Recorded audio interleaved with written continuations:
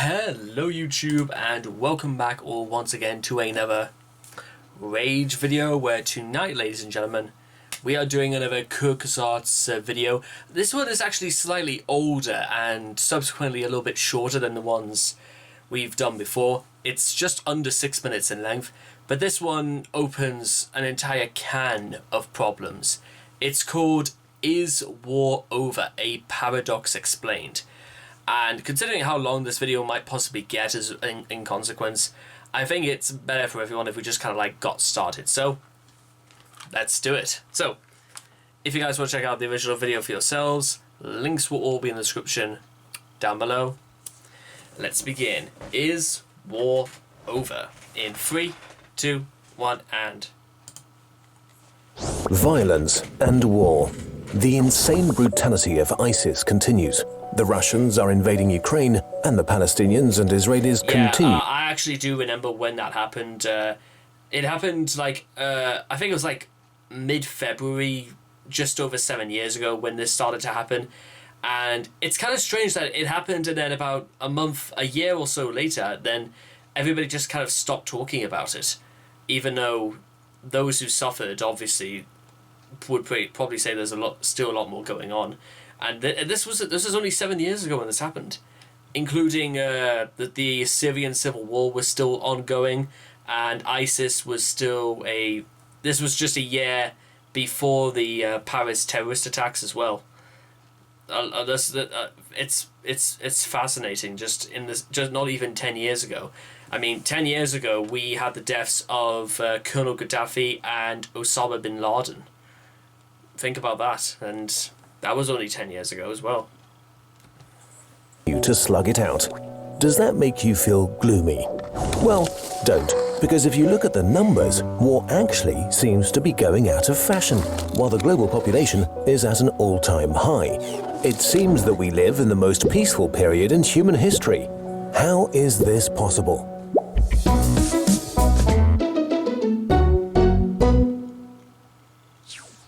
As of September 2014, there were 4 conflicts going on in the world that had caused at least 10,000 people to die since January 2013, 9 conflicts that killed more than 1,000 people, and 13 that killed more than 100 since January 2013.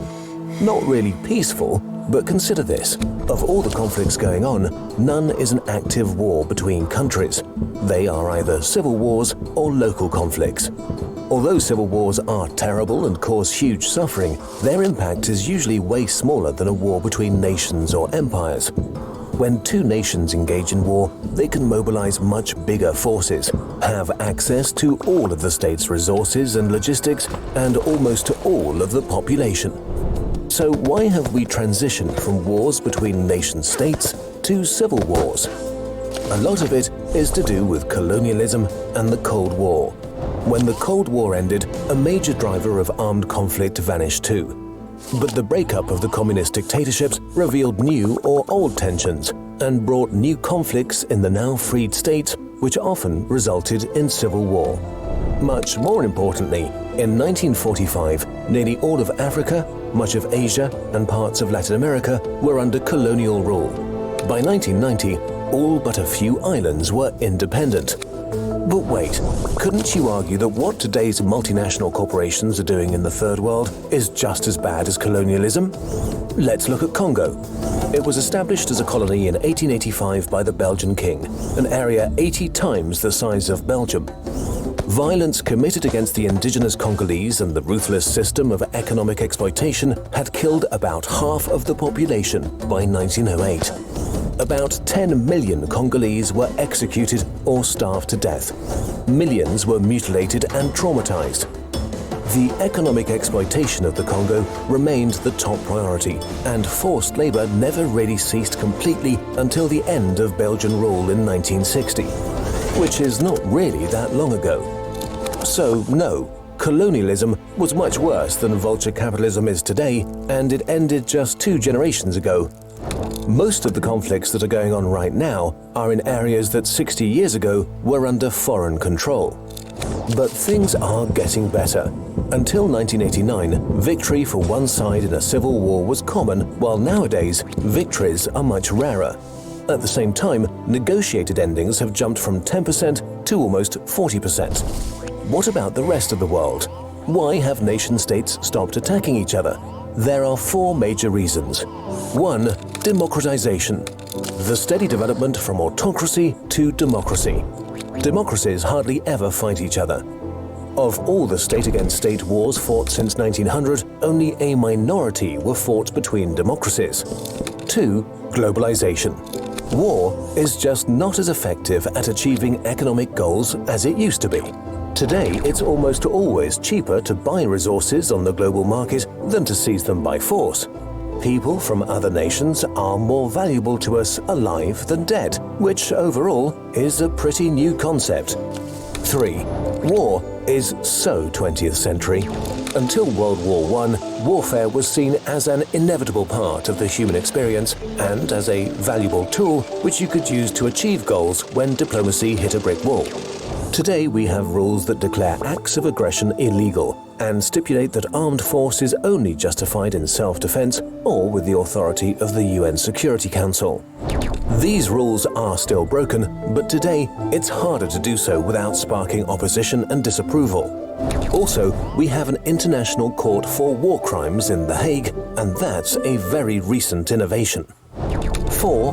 Borders are mostly fixed now.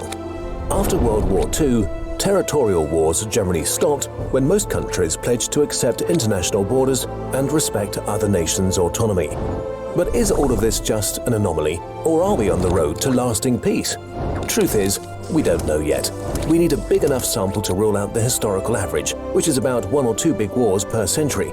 We just haven't had enough time since World War II to rule out the possibility that war is not going away. If we don't have one major war in the next 75 years, we can be really confident that humanity is changing. So, you see, war might be over. Yes, there are nasty conflicts going on in many places, but overall, things are getting better, and we can make them even better by speaking up for peace and democracy.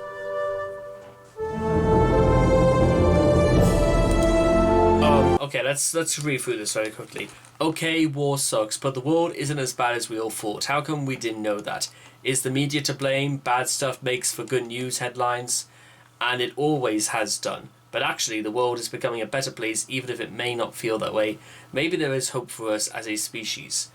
First thing I kind of want to say in regards to this is that in Britain, one of the great aspects you can spot to how many of the old-fashioned, very early 20th century believing in, the royal family and the colonialization of nations such as India and Burma, they haven't really stopped as far as the attitudes of the newspapers goes, because there are 3 main notorious newspapers in British circulation.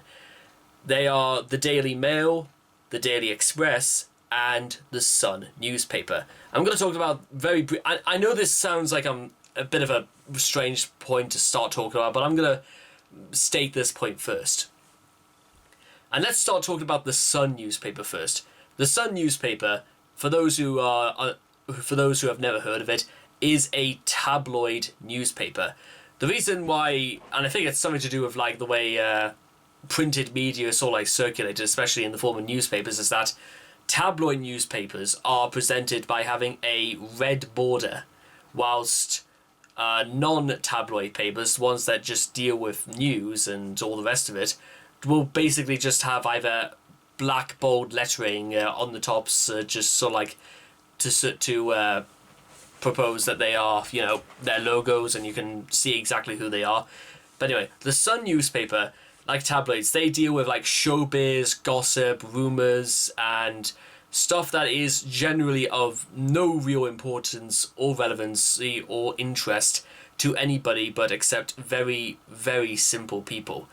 The Sun newspaper is one of those papers that would not care either way if you bought it or not, because back in the day they had what they used to call page 3 girls, which were basically pictures of girls with, let's call them, abnormally large chests, all bare for the world to see. Because the idea is that back in the day is that the Sun would be sort of like a working man's newspaper for, like, let's say a builder or perhaps a construction worker, for example.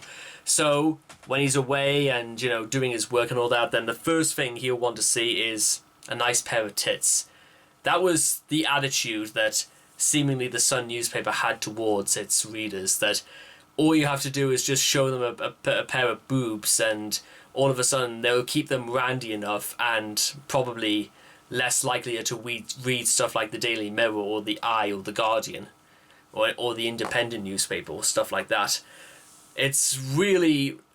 And also the Sun newspaper has also gone out of its way to make pretty less than flattering comments towards men who have mental breakdowns, towards people who've been harassed for years. In particular, there's one sort of story in recent times that Harry and Meghan have been relieved from royal duties and stripped of their titles. And it's been nothing out of the common because obviously in very slow news days such as this, because of COVID-19, they decide to print all these stories that have they no shame, have they no respect, or how dare they talk to this. Or one in particular that technically came from the Daily Mirror is that camera shy Meghan reveals to all the world that they're having a second baby. Although I would rather have that title replaced by saying something like media and journal whores exploit one story, stretch it to all proportions, and basically steal the main image. Because that image of Harry and Meghan sitting under a tree went across pretty much all major publications, including Twitter, Facebook, all across social media for that matter. There have been plenty of stories like that, and there are plenty of stories since. Also, the Sun newspaper more notoriously blamed, I say blamed because this did happen, that during the Hillsborough disaster, that various some members of Liverpool decided to urinate and defecate and steal from the victims who died. So, for the most part, the Sun newspaper is almost virtually a taboo and almost a forbidden thing to own in Merseyside, Baconhead, Everton. I like to imagine if you even went as far as, let's say, Bradford or Rochdale with a copy of the Sun newspaper, they would throw you halfway down the country to make sure that you're not welcome with that sort of rubbish. And in case you want to know a little bit more, because I don't have time to go into that here, you might want to end up looking up research about the Hillsborough disaster yourself. But let's move on, because the Daily Express and the Daily Mirror are they're kind of very, very similar, but also a little bit different from the other. The Daily Mail, they speak very high and very royally, but they are, unfortunately, a very right-wing newspaper. They support what is known in Britain as the Conservative Party, which is very right-wing, very anti-Labour, and they are very heavily against unions. They are very heavily against, women's rights. It took them. They are what many people like to call. They run an economic government, not a people government. They put economics, they put business, they put all that sort of stuff before its very people. In fact, it was only I still have terrors about this, about one woman whose name is Therese Coffey, who works for the I think she's meant to be works for DWP, the Department for Works and Pensions, asking, can you make the minimum wage something like $3.36 an hour? And she said this with all the genuineness and all of the sincerity of somebody who wants to keep poor people poor. And then, of course, you got women like Priti Patel, who has a very spiteful and a very hurtful view towards migrants. And the Daily Mail speaks of them as though they were royalty. That's the sort of people that are in a Conservative government, aside from the world's biggest gambler in Boris Johnson, our current Prime Minister. There have been books written about Johnson already, labelling him as a gambler. And again, while I don't have time to go over this now, for those who know will instantly catch on, especially if you've been a keen observer of the news from 2020 to this day in 2021. The Daily Express, however, are, if anything, are worse, but in a far more malicious sort of sense. If the Mail speak about themselves as though they were royalty, then the Express speak of themselves as those above the law, because they have a very spiteful and a very sinister attitude towards people. Xenophobia and unintentional racism is absolutely nothing new if you ever read or even just see the front of the Daily Express. I mean, I'm going to go onto their website right now and I'm going to pull out a headline because, in fact, I'll tell you what, I'm going to do that as well. I'm going to pull up one for the Daily Mail. Let's see, news headlines, Daily Mail. Royal fury at Harry and Meghan's horrible, disrespectful parting shot. Palace shock at couple's churlish insult after losing patronages. As if it's royalty, as it's revealed how Queen told her grandson, "You work for the monarchy doesn't work for you." On one hand, I would say absolutely that they speak of this as though you have absolutely no say whatsoever just because you were born into this. But Harry was not. He was born, yes, but not into this. And also, and you know who gave birth to Prince Harry? A woman called, famously regarded as Princess Diana. And none of had a field day when talking about her. Trust me, again, I don't have time to explain stuff like that, but that some of the things they said about that is absolutely vile as well. And the main headline is, "Have they no respect?"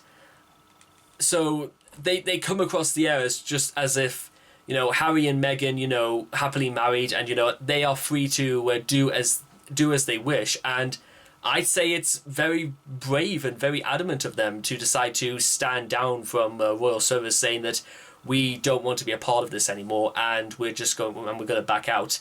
And now it's this kind of attitude that the Mail, I'd say, is trying to bully its readers, whomever they may be, to turn on people. But unfortunately, you see, a lot of people are a lot smarter than this to begin to think about just saying that to encourage this mob of hate towards these two people. If Britain or Airstrip One ever decide to have a hate week, it probably would include stuff like this, but it's very, very unlikely. People have got, they wouldn't do that. Similarly, let's take a look at the Daily Express's headline as well. I just saw, I might put up a slightly different one because just to sort of for a little bit more variety. Let's see. Well, I may as well speak about this one because it displays kind of their sense of, their xenophobia, as I mentioned before. Brexit outrage. French politician, they don't give his name, demanded UK get out of Europe before you wreck it. That's actually their words, trust me. They don't tell us who this politician's name is, and he's making these very, very wild and very untrue remarks, because I don't think any politician to any degree is going to be taken at all seriously by saying stuff like "get out of Europe before you wreck it." The Express trying to paint this very patriotic and very soppy image that because we've left the European Union, that we should be, we should feel sad for the UK and we should feel spiteful towards the rest of Europe. That's what the Express wants to get out of us. They want us to fuel us with complete and utter spite towards our European brothers and cousins and sisters. Now, the reason why I wanted to bring that up is because, in fact, I'll tell you what, I'll pull up the Sun newspaper as well, just to, I want to, do this as well, just to,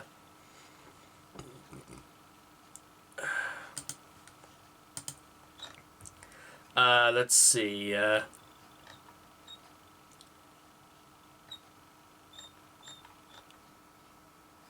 Oh yes, well we'll do another one based on Harry and Meghan. Air him out. Yeah. Also, they use like really terrible puns in this as well. Service is universal. Jibe was taken out of context, says Harry's army pal. Prince Harry and Meghan's parting shot at the Queen has been taken out of context, according to an army friend of the Duke. The couple yesterday hit. Well, there's not much point in going out over the rest of it. Is that unless this is proven to be absolutely true, then we can only just put it about saying that this is spread for malicious gossiping purposes. Whether or not it's to dirty the image of Harry and Meghan so far, because it's not like the Sun has not done that before. But the point I kind of like why I wanted to bring all of this up in the first place is kind of like what I'm going to say next. The reason why I honestly suspect why we would not go to war right now, despite how many millions of pounds we put into defence, the Navy, the Army, the RAF, but the reason why I don't think we would ever go back into war is because the world is as bad enough as a place as it is without war. Why exactly are we going to attempt to make things worse? Now, there are several glaring problems, I should say, with that. Because, for one, we don't have to be... No real nation has to be the one that initiates the conflict.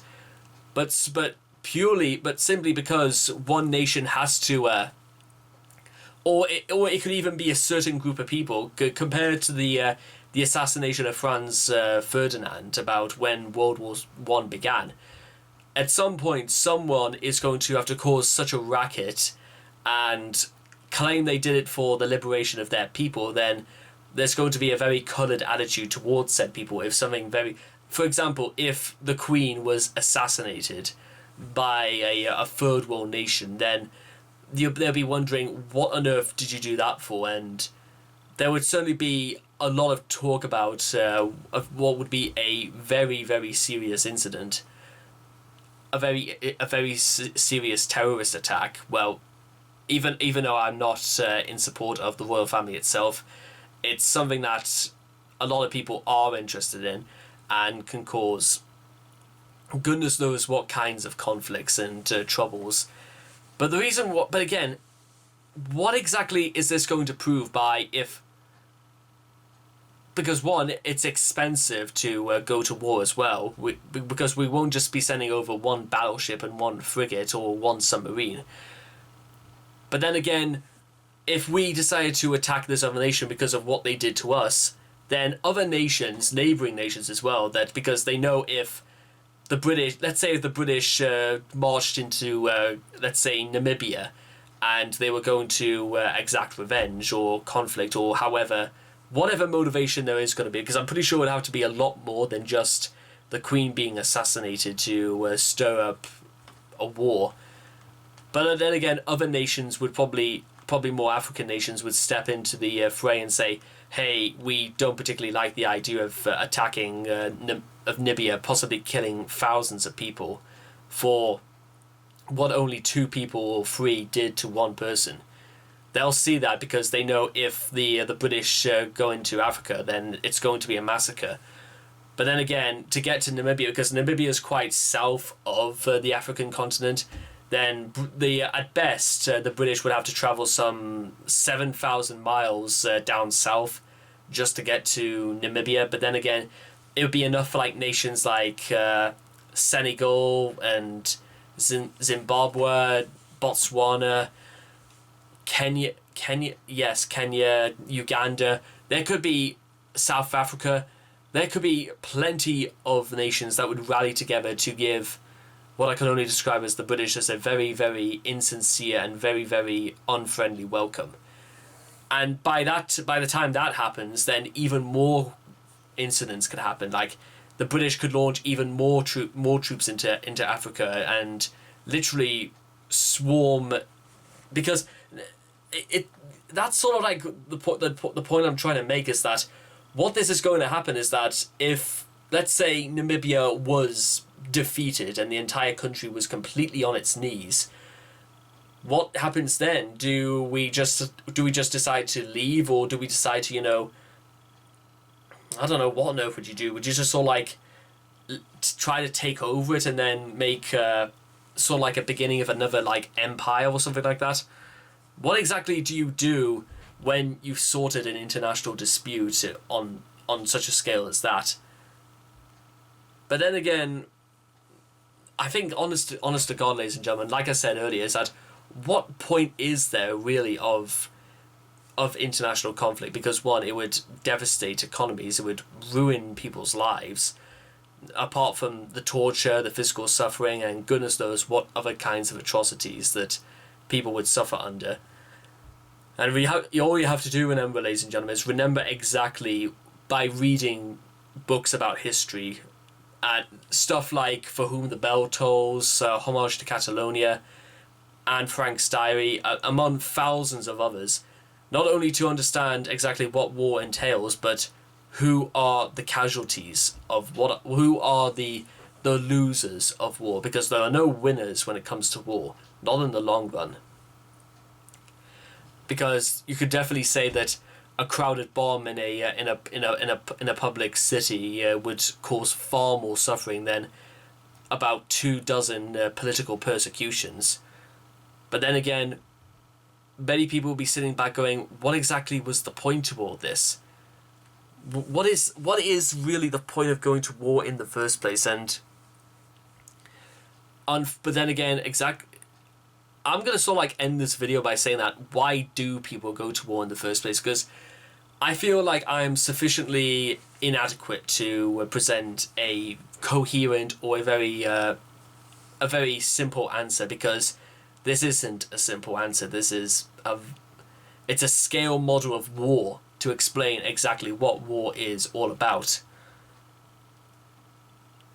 If I was to talk about it at all in any detail, I'd probably have to make the video almost 3 hours long to do something like that, and I can't do that sort of thing. It's just, what if I finish it and come out the other end and find out that I'm completely wrong? There's always that, but maybe it should be one of those things I should at least try myself to do, because having to like think of this stuff on the fly is a little bit hard, because I think there's more than enough statements to say that they're probably outdated and out-fashioned, pretty much like the Express or the Mail or the Sun. They're outdated and they only aspire to a generation that is far more right-wing than probably that of the newer generation. But then again, won't the newer generation be more right-wing when they get older anyway? But how much right-winger? And what... I'm going to end this right now, ladies and gentlemen, because I think I've got some work to do. So I hope you guys have enjoyed this reaction video tonight, ladies and gentlemen, and I hope so of you guys again in the next video. Take care. Bye-bye for now.